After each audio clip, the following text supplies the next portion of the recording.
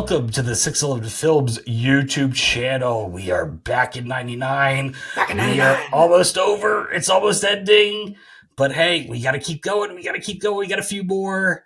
My name is Dave Grove, is one of your hosts. And with me as always, Neil McKay, what is going on? Neil McKay. Today we are doing Three Kings. Three Kings. The Three Kings. Tried to smoke a loaded cigar. Anyway.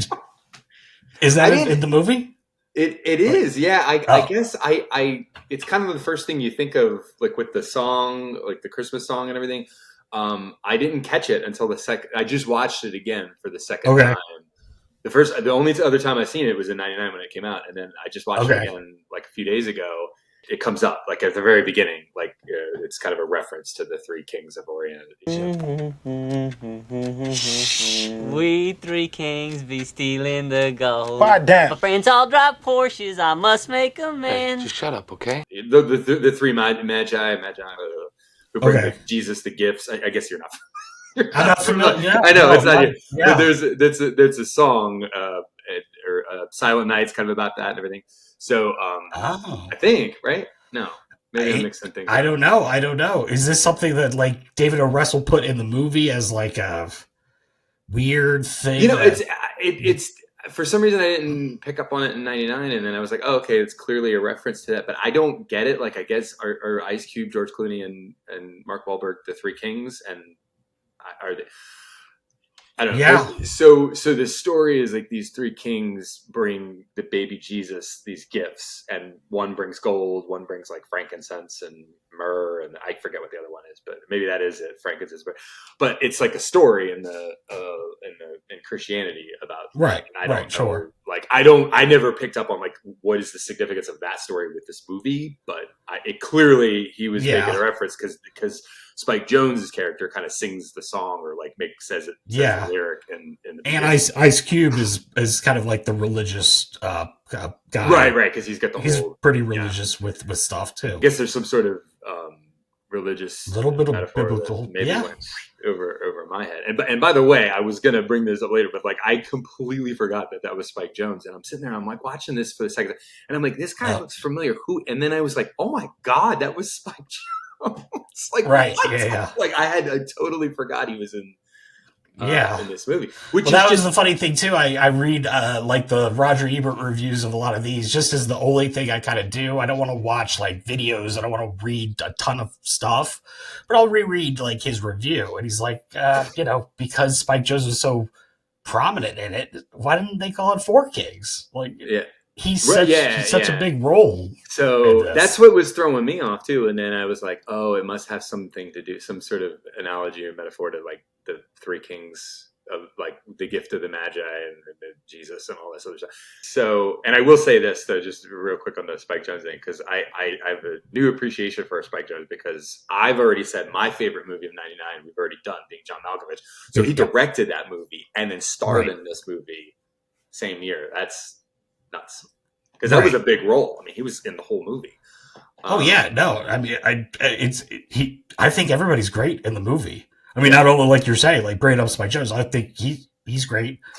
I wanted to punch him in the face the first like 10 minutes he's on screen, so that must mean he's getting right. But he started to kind of grow on me, but he was like really annoying at the beginning. I was like, okay. Oh yeah. Well, I think it goes to sell the idea of a guy that's, I love the little screen tags too of he like wants to be Troy Barlow, wants to be the kind of that guy, but isn't as cool, of course. I did enjoy like the kind of dynamic of how they're, it's these cool like war hero kind of, and then they go into like the weeds with it, and they're like, wow, this war was bullshit, and what's happening to these people is not right, and they all have this kind of character arc, and there is a journey. Sure. With that. I don't know how you recall, like I saw it in '99 and I remember it being like pretty hyped up and it was talked about like such a cool movie, and I was kind of like, and this time I was just like, wow, I felt like I was watching a different movie. Like I just had a different appreciation for it. I just thought it was better. Maybe it resonated more with me now than it did then. Right. But I yeah, this time around, I was Yeah. like, wow, that was Well, a great movie. I rewatched it again too, but it wasn't like just recently. It was just playing on like a Showtime or HBO. It was playing on something even before. Like, I mean, it's been like probably this year. I was like, oh yeah, '99. We're going to be doing Three Kings at some Yeah, point, so I just rewatched it. But I owned it on DVD for. I mean, I guess one of those. I was such a buying stuff on DVD. So I watched it then, really liked it, and I'd seen it, a handful of times after that. I just liked the style, the pacing, everything. I thought it's just a fun, cool movie and a different style in the, a lot of people would call it a satire, a war satire, and I can see oh yeah, that. But at the oh same yeah, it time, I'm was, just like, it's a story with war in the background. You know what I mean? But it's more of a yeah, human story. yeah. It's not It, about the war exactly, yeah, it isn't. Well, but there's a or lot. it's a There's heist movie. I guess yeah. is Well, but that's really the thing. I mean, it kind of is a heist movie, and then it turns into like they actually become like heroes because they're like, no, yeah, forget the heist. We got to go get these people out of here. sure, And yeah, yeah, yeah, I mean, it was pretty scathing. I mean, they're basically equating the Gulf War to like Vietnam. It was a media war. It was a bunch of bullshit.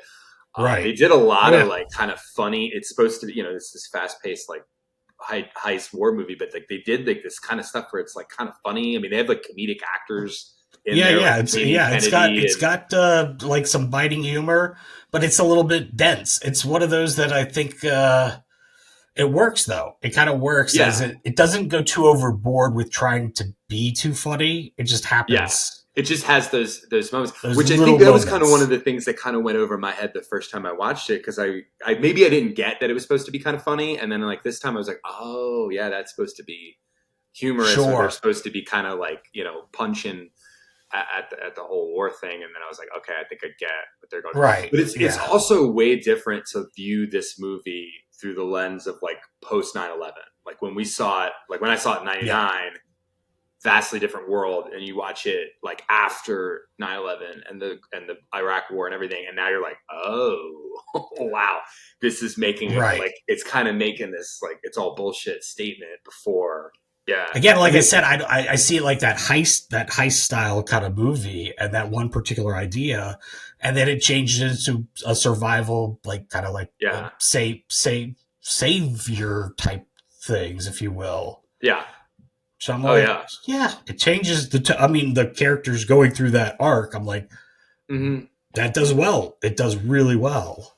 yeah, oh yeah. They all had their arc where they kind of see the light, if you will, I but mean, the then one big thing, and I was going to say to you, I was like, I'm sure you probably also know this too, as filmmakers, is like the biggest thing a lot of people know is that George Clooney and David O. Russell didn't get along. Like they had a full on feud they with each other. it's weird too because I almost completely forgot that this was a David O. Russell movie, and I was like, oh yeah, because I'm a fan of David O. Russell, not necessarily as a person, but Yeah, as a director, I like a lot of his stuff, and I was like, oh yeah, that's right, he did this, and yeah, he's had now David O. Russell's had notorious blow ups with people on set. I mean, there's like before they're- YouTube was even viral, like on I Heart Huckabees, he had a big thing with right. like Lily Tomlin, which Oh was and yeah, it then was. and then Yeah, and then Dustin Hoffman's just sitting there, just like it's just really awkward because Dustin Hoffman's like, yeah, Fuck you! I'm just trying to fucking help you. Do you understand me? No, I'm being a fucking collaborator. I'm just trying to help you figure out your fucking picture. Hey, bitch! I'm not here to be fucking yelled at. I worked on this fucking thing for 3 fucking years, not to have some fucking cunt yell at me in front of the fucking crew. they're just like screaming at each other, and it's just like, yeah. oh my god, I think it's crazy to think about that too, man, because I'm just like, if you have a temper or like you're a director like that, I guess that's sort of just, how I wouldn't say like, okay, that's how it goes, but I just find that juxtaposition of the story you're telling, but then to be such a prick on set. You're talking about saving these people, and it's such a cool ending, and they leave all the bullshit behind, and but then the whole thing is George Clooney's just like, you're just such an asshole to everyone on this set. Yeah, Like, I think it was something like he was taking liberties and kind of abusing people that were kind of like low on the totem pole. Like I think he was like trying to demonstrate to somebody how you take somebody down, and he basically like tackled like an extra or something. And George Clooney was like, "Dude, come on, you don't. This is nonsense." So he was kind of like sticking up for the crew and the cast and stuff. I think George Clooney said afterwards, he's like, "Look, I think the guy is like super talented. Would I ever work with him again? Hell no. But I mean, does he deserve to win an Oscar or whatever? Sure." Yeah. And then it's funny because stuff with David O. Russell that's come out too over the last few years where I don't even want to mention it here because it's that weird. Like, do your own research if you like to. I don't even know if I know some of that stuff. I don't even want to bring it up, really. Yeah, but, I know. I just know that he's had like famous blow-ups. I don't know about this weird stuff. I'm gonna have to like look that up afterwards. But I'll tell you after. But some of the things like Ice Cube was actually found it kind of refreshing. He was like, "Okay, cool. I'm on like we're game on. Like I'm on my toes because this guy's like going crazy." And and it was kind of like a okay, we're not effing around kind of thing. So it was just weird. Like Ice Cube was like, "Okay, I'm down with this." I don't know. Maybe it could be the fact that he was new to the bigger budget. I mean, look, that movie had, I don't know what the budget is. I'll throw it up on the screen, but you could tell it had some money from spanking the monkey and flirting with disaster to this, which is kind of crazy. Because I mean, those are like lower budget kind of indie comedies. And then, okay, boom, here's a bunch of money, do a war movie. It's like, whoa. It was a different time. It was a different time. No, he must be doing something right because he's got like Bradley Cooper and Jennifer Lawrence working with him like multiple times. De Niro. I mean, like that's big. Well, he did take that high. There was that weird hiatus, I think, after like I Heart Huckabees, or maybe he did something else after that too. But there was that weird like. David O. Russell's making another and that was like Silver Linings or something. Silver Linings Playbook, mid 2000s. Yeah, or 12. I can't remember what he did between Huckabees and that, but like he did that. He did American Hustle. He took a long time away, and supposedly, he got quote the temper under control. Maybe that was it because he's worked with Jennifer Lawrence, like 3 times. I think he did Joy also. Right, he's worked with De Niro multiple times. I mean, it's like that's like those people don't fool around. Like, so if they're working with you, they must be doing something right. Wahlberg, I don't know if like there was, like I said, that weird.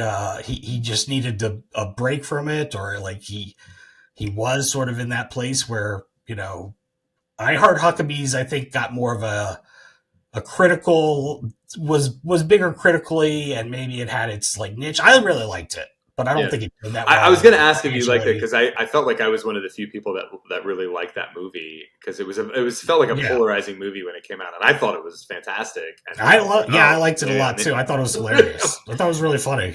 Yeah, but again, the director, the art, and the with that, of course, who knows? You have to post a little snippet of the Lily Top. I'm just trying to help you. Do you know what the fuck is going on? Period. Fuck you. I've had it up to here. Who's reacting to what? For God's sakes. Definitely, yes, yeah. it's very cringy and it's very like ooh, but I'm like, oh, dude, like that was it. So another thing to mention with Three Kings, which I remember at the time, the style of it was like very like colorful and like bright in your face. Very sad. Yes. Like I don't know. I know like Saving Private Ryan the year before did that bleach bypass where it was a very cool kind of. It was color, but almost like black and white, but like super like high contrast. And this was like kind of in that realm, but like. With the like, it just like the desert colors just popped, and it was just like really cool. He definitely put a lot of saturation into the post production of the whatever with the film and the reels and stuff like that too. Because otherwise, it's desert. It's gonna look kind of like brown and orange. But it looked cool. I mean, for a desert, like the whole thing is in the in the desert. His style is really really interesting in this movie. There was that bullet effect that was really cool. There was it moves really fast when it that's with the bullet going into the body, right? Yeah, that was wild. That was wild. And again, there was like shots of Clooney and them like the sky is moving fast while they're standing there. Like that's probably in the trailer or something. Yeah, his style of shooting, like that stuff was really interesting. Like that he was did really have the only thing I didn't like was that like kind of that stutter, like stop, like it was like I don't know, it was kind of distracting. It looked like very stop motion, like stop motion. Yeah, it was just, and I was like, I could do without that because I was giving me a headache. But other than that, I was like, this is fantastic. No, I think his style was cool. I think, like I said, it was. I really enjoyed the movie. I really liked it when I first saw it. Again, I had it on DVD. I've probably seen it a few different times, and then rewatched it earlier this year. And was like, yeah, it's really good. And all the actors, everything's pretty great about it. So, other than, like I said, the weird, like O. Russell himself, kind of. Guys, thanks so much for watching this episode of Back in 99. We appreciate it. If you liked it, give it a like, comment, do all that stuff, subscribe. We're closing in on the last ones. But we appreciate it, and we'll see you again on the next episode of Back in 99.